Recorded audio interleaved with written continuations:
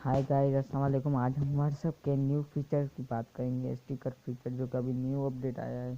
चलें उसे पहले वीडियो को सब्सक्राइब कर लें, वीडियो को और बेल आइकन को दबा दें, वीडियो लाइक करें। चलें स्टार्ट करते हैं। पहले देख लें आप इससे मैंने स्टिकर सेंड किया था और ये मैंने इसे स्टिकर सेंड किया। अगर किसी भी ग्रुप में ऐसे किस्म का स्टिकर आए तो आप नॉर्मली क्लिक करके ऐड टू फॉरवर्ड करें। जैसे ही आप फिर इमोजी क्लिक करेंगे और ये तीसरे नंबर पे आ जाएगा स्टिकर ऐप, तो आपके यहाँ पे ये फेवरेट्स हैं, फेवरेट यहाँ पर आ जाएंगे। और जो ये हैं आपके, और जो ये हैं ये फेवरेट हैं, और जो ये आपके इस ऐप्स की तरफ से दिए गए हैं, ये आप किसी को भी सेंड कर सकते हैं।